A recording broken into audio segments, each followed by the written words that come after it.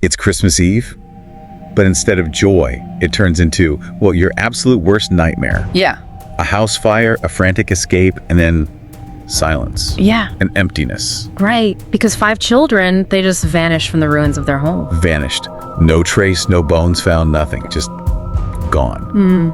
Now, if you're listening, you probably want to get right to the heart of a mystery. And this one, wow. It's a deep one. The Christmas Eve fire, 1945, Fayetteville, West Virginia. The Sodder children. It grabs you right away. Absolutely. Did they just disappear, or is there something much darker going on here? That's the question, isn't it? What? Let's dive into this chilling puzzle. The thing that gets me right off the bat is how impossible it all seems. All right. A house fire like that, it should leave something, especially human remains. But here, an absolute void where 5 young laves should have been accounted for, tragically. And as you dig into it, the question that just sticks with you, the one that must have tortured George and Jennie Sodder forever, is how? How do 5 kids just vanish? It hangs over everything like smoke, doesn't it? Yeah.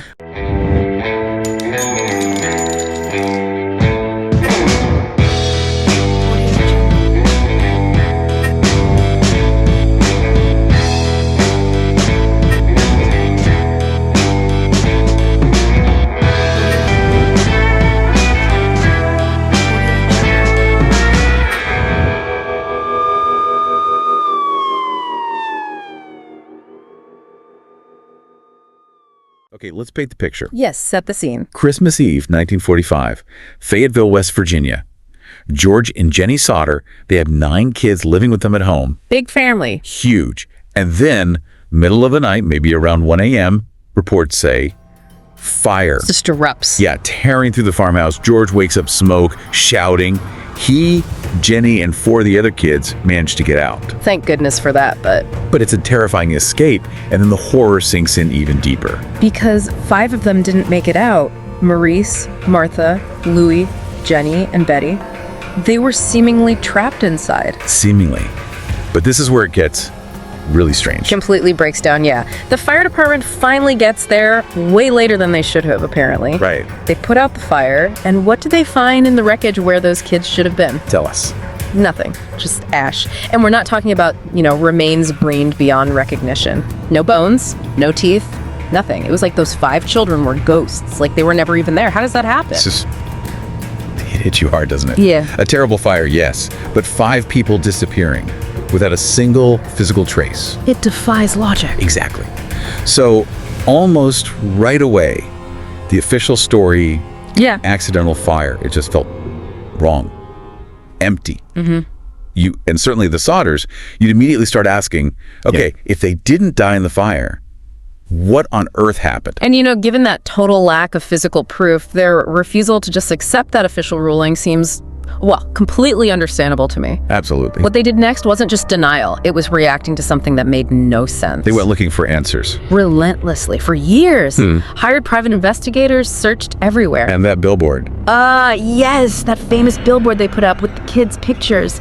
Such a public, heartbreaking symbol of their hope, the refusal to give up. Imagine seeing that every single day. It's haunting. That billboard stood for so long, just this constant reminder. Then about 2 years later, 1947, one of the PIs comes up with something really disturbing.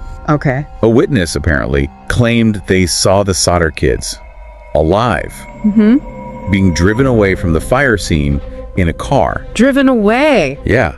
And get this, the car supposedly had Florida license plates. Florida. That's a long way from West Virginia. Why Florida? Exactly. That detail just throws everything up in the air, doesn't it? It really does.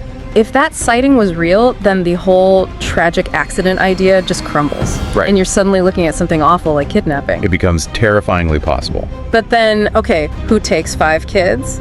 And how do they keep them hidden so completely afterwards? No more clues. It offers a sliver of hope, maybe, but mostly just deepens the whole mystery. And just to make things even more complicated, that same investigator pointed a finger a bit closer to home. He suggested a guy named Nick, a former business associate of George Sodder, might know something, or maybe he was even involved. Well, him. Apparently, George and Nick had some pretty serious political arguments before the fire happened.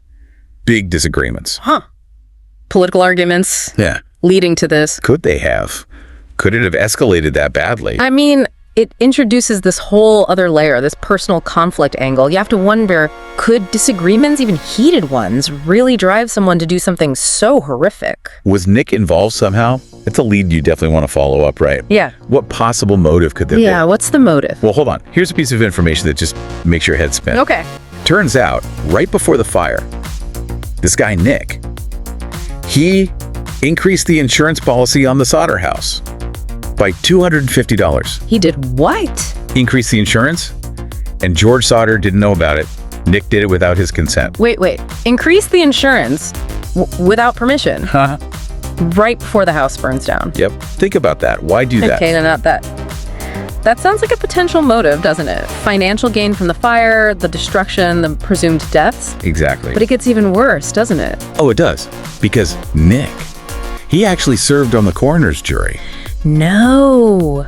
The jury that ruled the fire an accident? The very same one. Yeah. A jury that was supposed to be looking for foul play.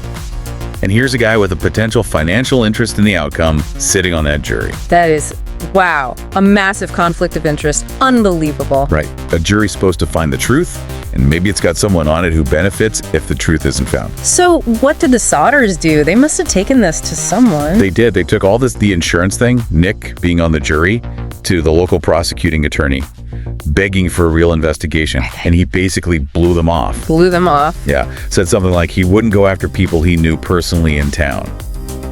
Imagine hearing that.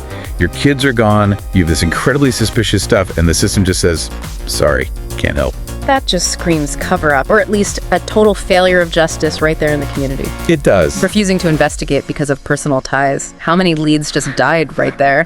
It makes you wonder what else wasn't looked into. It's infuriating. But even facing that, George and Jennie, they just wouldn't quit. Incredible resilience. Years go by. A decade.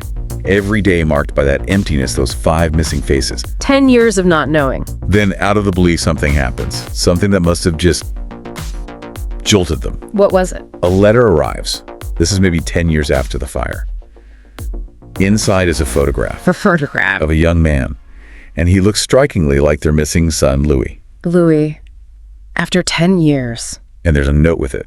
Simple, chilling. Just says, Louis Sodder. Oh my God, what do you even do with that after all that time? Can you imagine the flood of emotions? Hope, fear, disbelief. Immense. The idea that Louis might actually be alive somewhere out there. George had to follow it up. He just had to. He travels all the way to Texas trying to find this young man in the photo. Did he find him? Sadly, Yeah. no. Like so many other glimmers of hope for them, it turned out to be another dead end. Just heartbreaking. Another cruel twist. Just devastating for them. But wait, there's more. Fast forward again. It's now 1966. 21 years. 21 years after that Christmas Eve. Another letter shows up. This one's from Kentucky. Kentucky this time. What was in it? Another photograph. Another young man. And again, features that look eerily like Louis. Another picture of someone looking like Louis.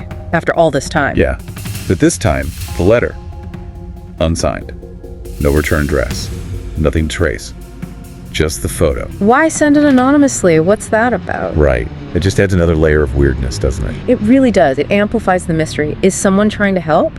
Or is this just more torment, playing with their grief? The secrecy is suspicious. Very suspicious. But still, it's a lead. A potential connection to Louis after 2 decades. So they had to pursue it. They did. They hired another private investigator. Yep. Sent him to Kentucky to check out this latest photo, try to find its source. Okay. And this is where it gets, well, even darker, if that's possible. What happened? The investigator goes to Kentucky, starts looking into it, and then he vanishes. Vanishes. The investigator. Just disappears. Gone without a trace. No contact, nothing. Okay, that is genuinely chilling. What do you make of that? I know. Did he find something? Something dangerous? Did he get too close to the truth and someone silenced him? Or, I mean, could it be another cruel hoax somehow? Maybe he just gave up? But vanishing completely? It feels sinister, doesn't it? It adds this element of real danger to the whole thing. His disappearance just deepens the shadows around this entire case. Profoundly unsettling. You just can't fathom the pain the Sodders went through. No. The fire, the missing kids, no remains, these leads that go nowhere or turn sinister, an investigator disappearing. It's just relentless agony. Unimaginable suffering. Decades of it. And so, after all that, after looking at all these strange twists and turns, we're still left right where we started, in a way. With the big, chilling question, what really happened to those 5 Sodder children? Did they die in a fire so hot it left literally nothing behind, defying everything we think we know? Or were they taken, abducted that night and spirited away, leaving only questions? The uncertainty itself is haunting. It just hangs there. And it certainly hung over George and Jennie for the rest of their lives. They never knew. They died without answers. That uncertainty is its own kind of torture. It really makes you think, doesn't it? About grief, about hope. Definitely. Could their terrible grief have maybe prevented them from accepting what seemed impossible, that the kids were gone in the fire, despite the lack of remains? It's possible, right? The mind does strange things to cope with that level of trauma. Hope can be incredibly powerful. It can. But then again, you can't just dismiss the sheer weirdness of the case. That total lack of remains is the sticking point. It really is. And if they didn't die in the fire, then you're back to kidnapping. Or worse. But who and why? No clear motive ever surfaced. Which makes it even harder to figure out. Just layers of mystery. And those unanswered questions, they're still part of the landscape in Fayetteville, you know? That billboard, it stood for so long. Those 5 faces looking out. A constant reminder of a story that just refuses to end neatly. A silent scream, like you said earlier. So as we wrap up this deep dive, we're left circling that same core question nearly 80 years later. Tragic accident against all odds. Or something planned, something sinister. Both possibilities feel deeply unsettling. They do. And even though the story might fade for the wider world, its impact is permanent. Especially for that family and for anyone who encounters the details. It leaves a chill, doesn't it? A reminder that some doors stay locked, some shadows never fully lift. Exactly. It's a testament to the limits of what we can know, sometimes. The power of the unknown. Do you think we'll ever know the truth? Is it even possible now? Or is the fate of the Sodder children just lost, locked away forever? That might be the most terrifying part of it all, the not knowing. Sometimes the lack of an answer is worse than the worst possible answer. It really makes you keep asking questions, doesn't it? Keep wondering about these dark corners, these stories that just don't add up. Absolutely. Well, thanks for joining us as we explored the very deep and enduring mystery of the Sodder children. Sometimes the deepest dives, like this one, they leave you with more questions than answers. And maybe, in a case this baffling, this heartbreaking, that's the most haunting thing of all.